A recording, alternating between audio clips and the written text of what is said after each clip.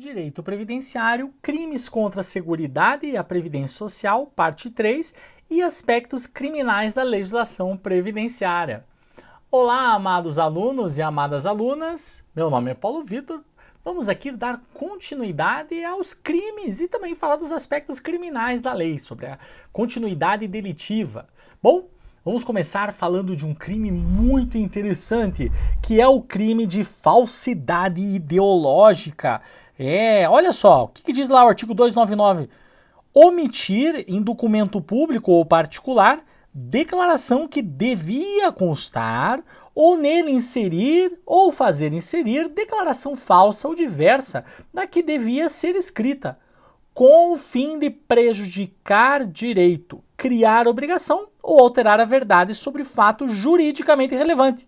Reclusão de 1 a 5 anos e multa, se o documento é público, ou 1 a 3 anos e multa, e aqui está o valor em contos de réis, se o documento é particular. Se o agente aqui é funcionário público e comete o crime prevalecendo-se do cargo, né, a falsificação e tal, aumenta-se a pena de sexta parte. A falsidade ideológica, ela é um crime muito comum, que acontece muito em audiências principalmente. Existe um instituto chamado justificação administrativa, no processo administrativo, que é quando o segurado leva ali de 2 a 6 testemunhas para confirmar um fato, comprovar que trabalhou na roça, confirmar que trabalhou exposto a agente nocivo, que trabalhou numa empresa, enfim, confirmar um fato juridicamente relevante ao mundo previdenciário. Quando essa testemunha vai lá e presta uma declaração falsa ou diversa, o servidor público pode enquadrá-la ali de imediato no crime de falsidade ideológica, porque ela está falseando com a verdade. Tá? Então isso não se confunde com estelionato, no caso, né, que pode ter sido cometido pelo segurado, no caso aqui seria o crime cometido pela testemunha, né, e dentre outras, diversas outras situações que também podem enquadrar aqui. Tá? Bom, vamos ver aqui um exemplo da jurisprudência sobre a falsidade ideológica. Olha só, contra o INSS, né, claro. Olha aqui. Muito bem. Está comprovada a materialidade do delito, né, pelo auto de apreensão de documentos falsificados que estavam na posse da ré. Vários documentos. RG, CPF, título eleitoral, cartões de banco, todos em nome de Margarida dos Reis. E pelo laudo do exame documentoscópico, que constatou que a assinatura aposta no SIC em nome de Margarida dos Reis foi forjada por Ivanira, atestando a falsidade do documento utilizado pela ré. A autoria demonstrada nos autos de prisão em flagrante que se apresentou aos policiais com documento público falso, logo após receber o pagamento de benefício fraudulento em prejuízo do INSS, corroborado pelas demais provas documentais e testemunhais. Condenação também pelo delito de estelionato previdenciário. Então aqui a pessoa teve 2 condenações, uma de estelionato previdenciário e a outra por manter ali um documento falso com ela. Então, veja que aqui, no caso, esse documento falso, ele não tem muita correlação com o estelionato, senão teria sido absorvido pelo crime de estelionato. Então a pessoa foi condenada também aí por falsidade ideológica. Outro tipo de crime interessante, que é o crime cometido pelo médico, falsidade de atestado médico. Dar ao médico, no exercício da profissão, atestado falso. Então ele é um médico, tá? E ele dá um atestado que não é verdadeiro. É um crime difícil de se apurar. Porque se o médico diz lá, a pessoa tem, sei lá, determinada doença mental, pô, quem vai contestar que o médico falou aquilo? O médico fez o exame, presume-se que aquilo é verdadeiro. Então, esse é o crime que se aponta aqui. Vamos ver aqui. Jurisprudência. Muito bem. Insuficiência de prova. Dúbio pro réu. Apelação interposta pelo Ministério Público Federal, em face do juízo federal, tá, Pernambuco, após a desclassificação do crime previsto no 171, parágrafo 3º, estelionato tentado, para o 302 do Código Penal. Muito bem. Por fundamento de existir prova suficiente para a condenação. Absolveu o denunciado das imputações contidas no exordial. Tá, muito bem. O Ministério Público Federal pugnou pela reforma da sentença a fim de que o recorrido seja condenado por estelionato previdenciário, aduzindo em tese que as provas colhidas demonstram cabalmente a autoria e a materialidade delitiva, bem como o dolo do réu. Pois bem, Olha, vamos ver a historinha aqui, ó. Consta da denúncia que em 2010 a acusada MCAB aí, né? MCAB, tentou obter perante o INSS benefício assistencial em favor do seu filho FBS, de 93, na época menor de idade, tá? Por ela representado, mediante a utilização de laudo médico ideologicamente falso, datado em 2010, emitido pelo denunciado tal, recorrido, médico do Hospital Otávio de Freitas. Narra a peça acusatória que a fraude teria sido constatada pelo setor de perícias médicas do INSS, oportunidade na qual a médica perita afirmou ter a mãe do paciente relatado que conseguiu o aludido atestado médico por meio de uma intermediária e que tal médico nunca teria examinado o filho. Olha só, então a mãe contratou uma intermediária que conseguiu atestado médico que nunca examinou o filho. Né? Esta médica teria observado no periciado retardo mental leve. Diagnóstico totalmente divergente do atestado fornecido pelo médico denunciado que dizia retardo mental grave e transtorno psicótico agudo do tipo esquizofrênico.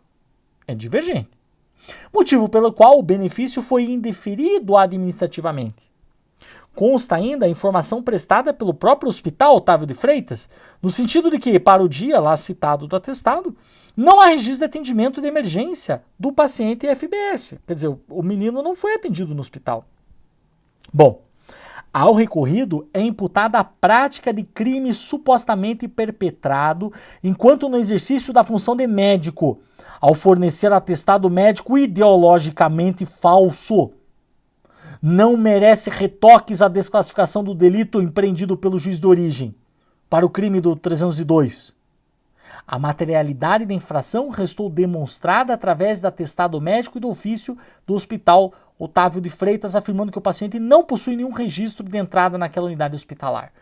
Então, quer dizer, né, não foi classificado como estelionato, até porque a perícia médica identificou ali que não havia o direito ao benefício, mas verificou-se que o atestado era ideologicamente falso, então entrou aqui no artigo 302 contra o INSS. Vamos lá. Crime de inserção de dados falsos em sistemas de informação, 313A. Sabe-se que o INSS tem diversos sistemas. Um deles é o Cadastro Nacional de Informações Sociais, o CNIS, que por força de lei, né, suas informações contemporâneas têm valor probatório, tanto para filiação, remuneração, tempo de contribuição e todas as demais informações previdenciárias. Então, a inserção falsa de uma informação nesse sistema constitui crime. Quer dizer, não só nesse sistema, em qualquer um, mas enfim, esse é o mais comum. Olá. Inserir ou facilitar o funcionário autorizado. Então veja que aqui também não é qualquer pessoa, tem que ser funcionário autorizado. Inserir ou facilitar a inserção de dados falsos, alterar ou excluir indevidamente dados corretos nos sistemas informatizados ou bancos de dados da administração pública, com o fim de obter vantagem indevida para si ou para outrem, ou para causar dano. 2 a 12 anos em multa. Pô, bastante aqui, hein? 2 a 12, rapaz, é um homicídio esse negócio aqui. Esse é um crime que eu trabalhei muitos anos no INSS e eu vi uma colega ser demitida, né, também por causa desse crime. Dentre outros. Normalmente o fraudador ele não frauda um, ele frauda milhões. Assim. Quando descobre tem 1.500 benefícios errados. Mas uma das coisas que ela fez eu achei muito curioso, que foi o seguinte: existe um benefício chamado amparo ao idoso, que é quando o idoso tem 65 anos ou mais, não tem outra fonte de renda, não tem como ser mantido pela própria família, nem por si mesmo, né? Então ele recebe um salário mínimo por mês de assistência social. O pai dela não tinha 65 anos, o pai dela, sei lá, tinha 50, não sei quantos anos, mas ele era novo. E não tinha renda, eu acho que o cara não ia ter renda nunca. Aí o que ela fez? Ela entrou no cadastro de informações sociais e só alterou o ano do nascimento. Eu não sei para que ano foi nem para que ano era, mas sei lá, tipo, ela alterou há uns 15 anos pro cara. Né? Mas para isso é só você dizer assim, ao invés da pessoa que nasceu, sei lá, 62, coloca ali que nasceu em 42. Você só altera o 6 pelo 4. Foi só isso que ela fez. Ela fez isso e pronto. O homem pediu o benefício de amparo, teve o benefício concedido e ficou recebendo. Cara, a mulher alterou um númerozinho. E aí o regime, o INSS acabou pagando por anos o benefício indevido pro cara. Então veja que às vezes uma alteraçãozinha simples, por isso que constitui um crime, né? E enfim, o crime foi esse, não foi nem estelionato, foi modificação, né, de dados da administração, de banco de dados da administração pública. Mas vamos ver aqui a jurisprudência, outras histórias. Olha aqui, ó. Olha lá, o delito de inserção de dados falsos nos sistemas de informações ou peculato eletrônico é misto alternativo de ações múltiplas, que possui no seu bojo vários verbos nucleares, que sejam inserir, né, facilitar a inserção, alterar, excluir, de modo que, praticada qualquer das condutas descritas, estará consumado o crime. Inclusive, a prática em um mesmo contexto fático de 2 ou mais dos comportamentos previstos enseja, a princípio, responsabilização por uma única infração penal, não havendo que se falar em concurso de crimes. Para que se possa atribuir a um sujeito a autoria do delito de inserção de dados falsos no sistema de informações, é indispensável a presença do dolo, isto é, da vontade livre e consciente de inserir e facilitar a inserção de dados sabidamente falsos, ou de alterar, excluir indevidamente dados corretos em sistema ou bancos de dados da administração. Bem como é imprescindível que o agente atue com a especial finalidade, elemento subjetivo que transcende o dolo, de causar dano ou de obter vantagem devida, né, para si ou para outra. Bom, embora seja indispensável para a caracterização desse crime, o agente atue com o especial propósito de causar dano ou obter vantagem devida. Não se exige a efetiva produção do resultado naturalístico para sua consumação. Por se tratar de delito cuja natureza é formal, estará consumado em crime independente de ter havido concretização do dano ou efetiva obtenção de vantagem devida almejada, né? Circunstâncias que representam mero exaurimento. A consumação se dá com a inserção dos dados falsos, independente da ocorrência de qualquer resultado material. Trata-se de crime próprio, que somente pode ser praticado por funcionário público. Além disso, apenas pode figurar como sujeito ativo ou funcionário público que, além de ostentar essa qualidade, é autorizado a acessar ou operar por meio de senha ou qualquer outro comando determinado sistema de informações da administração pública, não aberto a outros funcionários ou ao público em geral. Aqui os dados para quem quiser depois consultar a decisão. Apelação criminal, TRF da Terceira Região.